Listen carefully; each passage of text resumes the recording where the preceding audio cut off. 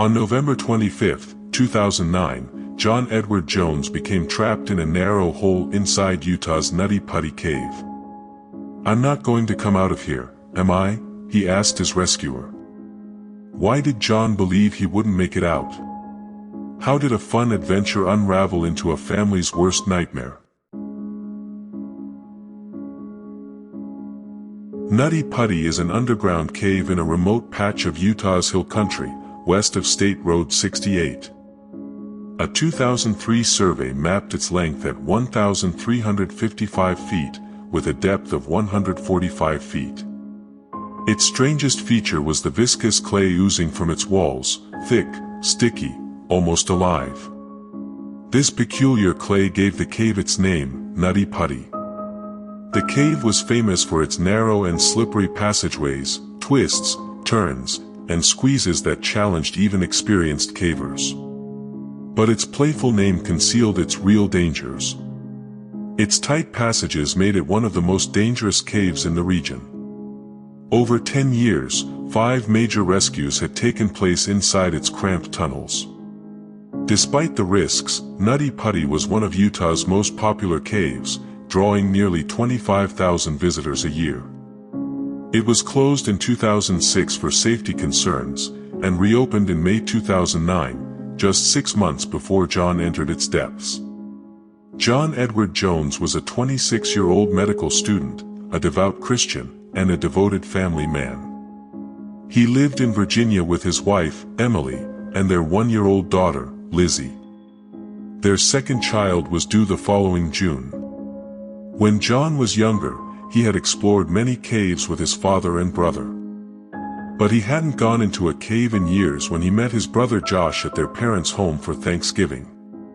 The two brothers decided to rekindle their love for caving. A few days before Thanksgiving, they arrived at Nutty Putty Cave with family and friends. At around 8 p.m. on November 24th, they stepped through its mouth, and into the darkest moment of their lives. They spent an hour exploring the largest room in the cave, the big slide.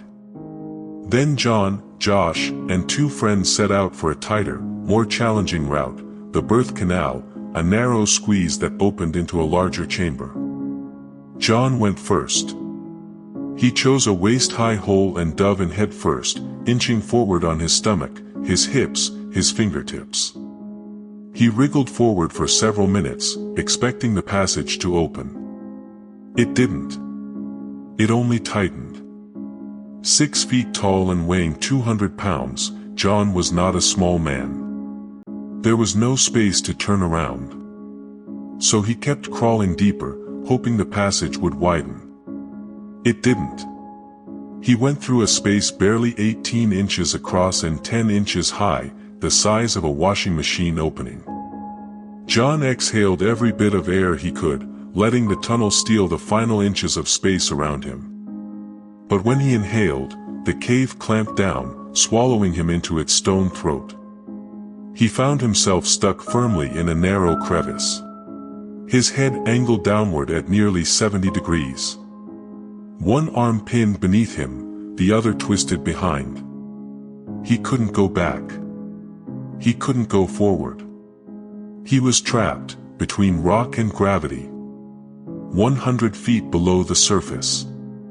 The cave had caught hold of him, as mercilessly as prey in a predator's jaws. John hadn't found the birth canal at all.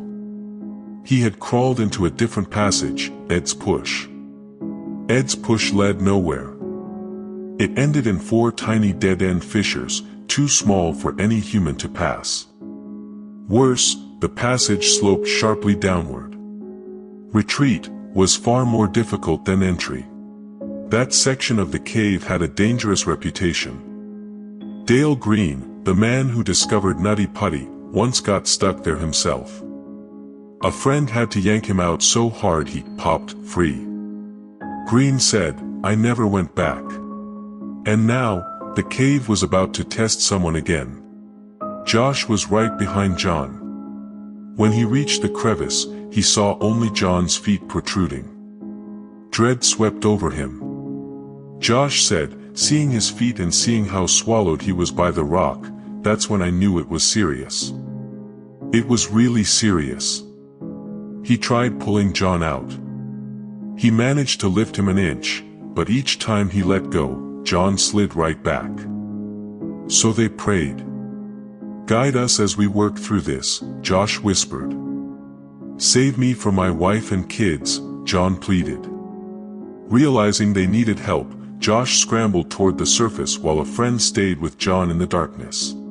The first rescuer who reached John was Susie Modela, 5'3", wiry, experienced, one of the few who knew Nutty Putty's tightest passages. It took her 30 minutes of crawling just to reach him. By this time, John had been trapped for 3.5 hours. The cave had swallowed him deep, past a 135-foot crawlspace that tightened with every inch. One rescuer later described what waited just before John's position. A brutally tight crawl, forcing a sharp, blind turn, entered feet first. Movement had to be slow, deliberate. You couldn't see where your feet were placed, not until your body finally cleared the constriction. Only after passing that choke point could anyone reach John. When Susie finally slid beside him, she saw only calves, shoes, and the darkness holding him hostage. She introduced herself. John's voice, tired and muffled, answered, "Hi Susie, thanks for coming, but I really want to get out." She tried to reassure him with a smile he couldn't see. "Oh, no worries John, you're gonna be out of here lickety-split." But fear knotted in her chest. She knew exactly how bad it was, and how unforgiving the cave could be. For 2 hours, Susie tried everything she knew. She cut his jeans to gain a few inches of space. She tied a lover's knot so the team could pull him free. But the rope scraped the walls, losing all force to friction. She joked with John. She sang a hymn. She tried to help him sip water. For 2 hours, they pushed, pulled, prayed. But John didn't budge. Neither did the cave. It clung to him as stubbornly as the rescuers fighting to free him. Exhausted, Susie crawled out to let another rescuer try. While Susie tried to free John, the rescue team was rigging a pulley system to defeat the cave's friction. They'd anchor a series of climbing cams to the cave's walls, with a rope threaded through them. It would multiply their pulling power. In theory, it was perfectly simple. In practice, the cave made it painstakingly difficult. Its walls were coated with powdery calcite. Anchors that should have held firm slipped like they were set in chalk. Each new cam had to be placed, tested, repositioned, and tested again. Every trip into the tunnel with a piece of gear took almost an hour. Finally, the system was ready. They tied the rope around John's legs, braced themselves, and pulled. Slowly, agonizingly, John began to rise. But when his feet hit the tunnel's low ceiling, he screamed in pain. The rescuers froze, coming to a terrible realization. Pulling him further would almost certainly break his legs. Moments later, the cams anchoring the pulley system slipped free of the calcite walls. The entire setup failed. The cave had won the first battle. As dawn crept toward the horizon, help arrived from across Utah: rescuers, volunteers, emergency services, even a rescue helicopter. There were 137 people on scene, but numbers didn't matter. The cave's narrow tunnels only allowed one person to reach John at a time. Every rescuer who reached him was already exhausted by the hour-long crawl through twisting, narrowing, downward-sloping rock. Throughout the ordeal, John's strong Christian faith became the only thread of hope, connecting him with many of the rescuers who crawled beside him. The Utah County Sheriff's Office established a command center. They brainstormed ideas as the hours bled away. A back entrance tunnel, oil, explosives, breaking his legs to fit him through. But every idea was dismissed as too dangerous, too slow, too uncertain. Rescuers tried drilling away rock around him, but the angle was awful, upside down, cramped, barely enough room to lift a tool. An hour and a half of effort removed just 6 inches of stone. The cave remained unyielding, uncompromising, unchanged. 12 hours had passed. John wasn't just stuck, he was trapped upside down, at a steep angle that was silently destroying his body. He was drifting in and out of consciousness. Rescuers reported that, at times, he spoke calmly, even trying to joke. At others, he seemed disoriented, speaking about seeing angels and demons around him. Sometimes, he thrashed his legs frantically in panic. Human anatomy is built to work with gravity, not against it. An upside-down heart must fight to pull blood downward, away from the brain. Fluid begins to pool where it shouldn't, circulation slows, toxins accumulate, capillaries start to leak. As trauma physician Doug Murdoch rushed toward the site, he understood exactly what was at stake. Even if they succeeded in freeing John, the sudden rush of toxins into his heart could kill him instantly. Time wasn't just running out. It was turning hostile. And the cave, silent as a carnivore waiting for its trapped prey to go still, refused to give him back. As the morning sun rose, John's wife, Emily, couldn't wait at home any longer. She drove to the cave with John's parents, along with her daughter Lizzie. Emily said, "I knew I couldn't do anything to help, but I really wanted to give him a hug when he got out." At the scene, Utah County Sheriff's Lieutenant Tom Hodgson reassured her, "We'll get John out. We'll get him out for you." But Emily remembered he was tearing up as he tried to comfort her. As their final, desperate chance, the rescuers rebuilt the rope pulley system, this time replacing the unreliable climbing cams with bolts drilled deep into the cave walls. Heavy-duty air chisels rattled through the stone, sending vibrations down the passages like the pulsating heartbeat of the cave itself. One of the rescuers, Ryan Schurtz, stayed with John as the team labored. As soon as Ryan slid beside him, John begged, "Help me get out. I don't want to be on my head."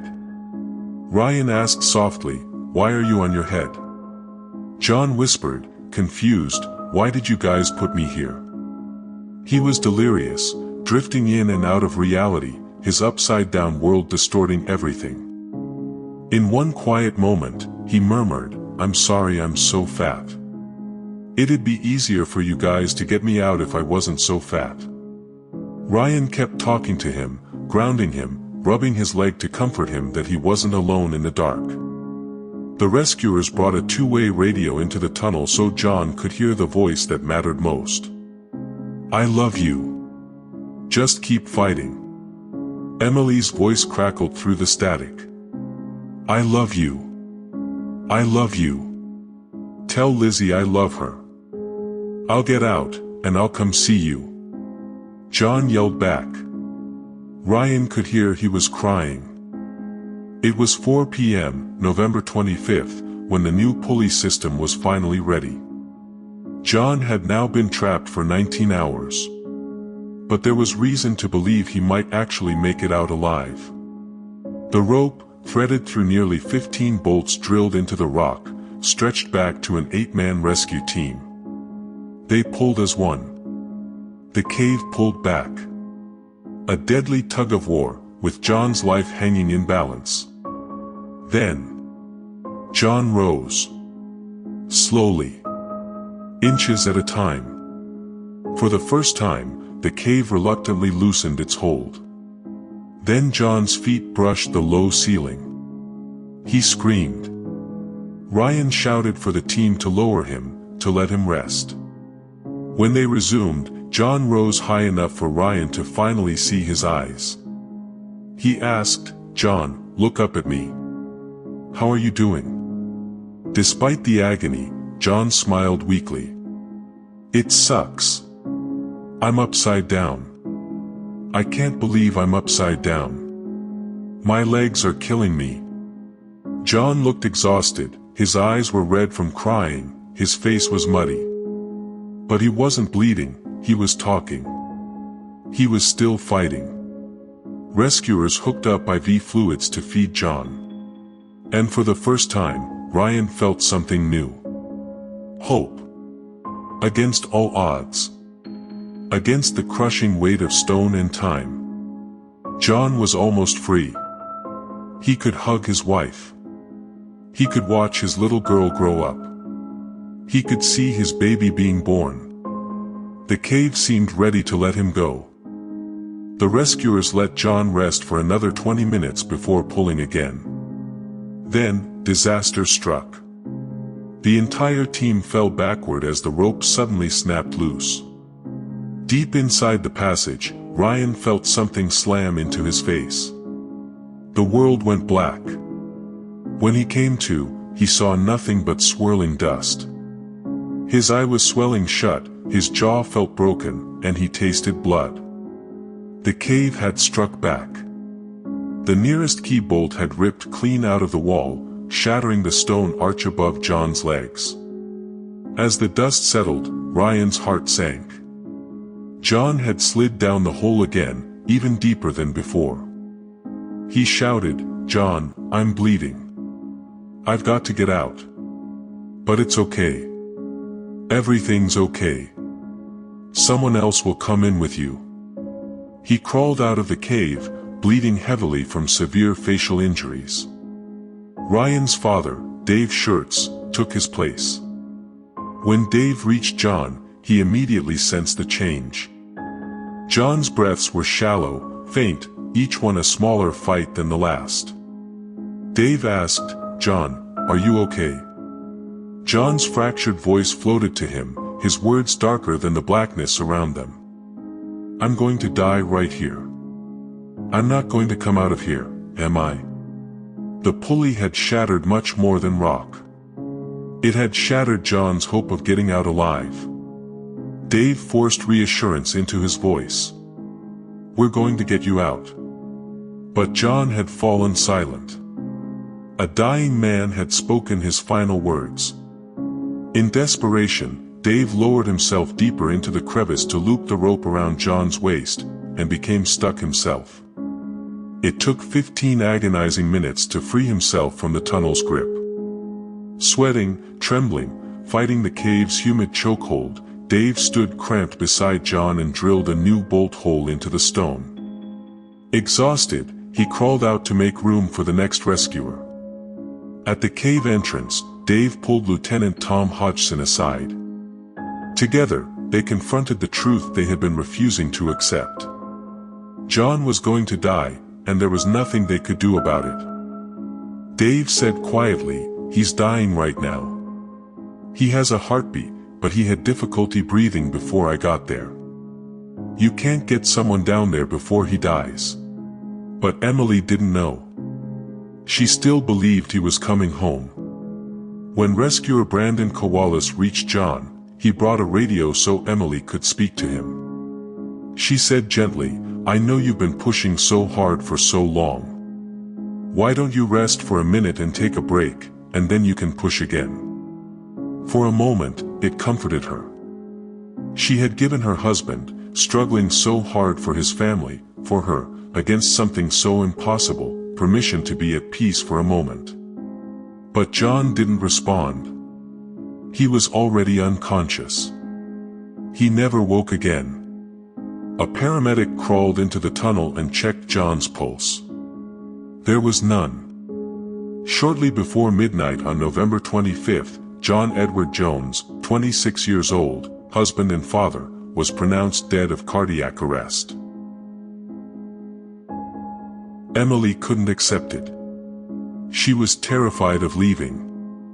What if John wasn't dead? What if they all left and he woke up alone? But John hadn't spoken, moved, or breathed for hours. Suspended upside down, his heart had finally surrendered after hours of catastrophic strain. 137 rescuers left the site with empty hands and breaking hearts. They had fought for 27 hours against rock, time, and gravity. but they couldn't bring John home. The cave had claimed him. On Thanksgiving Day, November 26, Utah County Sheriff's Lieutenant Tom Hodgson brought even more devastating news to John's grieving family. His team wouldn't be able to recover John's body. He said, "To make that phone call on Thanksgiving morning to a family that is hopeful you will be bringing their son out and they'll get some closure, it wasn't an easy phone call to make." Naturally, their first reaction was horror. What did it mean? They couldn't bring John home. But without John alive to help them, removing his body would be even more dangerous than the rescue attempt itself.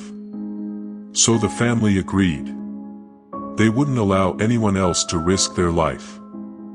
A week later, officials made the painful decision to seal Nutty Putty Cave permanently, both to give the family peace and to prevent another tragedy. The mouth of the cave was sealed with concrete, turning 1,400 feet of winding, narrow tunnels into the final resting place of John Edward Jones. It has remained sealed ever since. John lies where he became trapped. His family placed a plaque at the entrance in his memory. A wrong turn, in a narrow tunnel. A wrong turn, of fate. A cave became a grave. A grave became a tomb. John Edward Jones joined the rare few who were not lowered into their resting place by family and friends. Unintentionally, unknowingly, he lowered himself into his own grave, hanging upside down for 27 hours as his life slipped out of his fingertips. 27 never-ending hours in which a young man in the prime of his life, a father, a husband, slowly, agonizingly, slipped into death's embrace. Now resting in a sealed tomb under the Utah sky. Forever trapped. Forever cold. Forever alone. But life finds a way. On June 15th, Emily gave birth to their second child.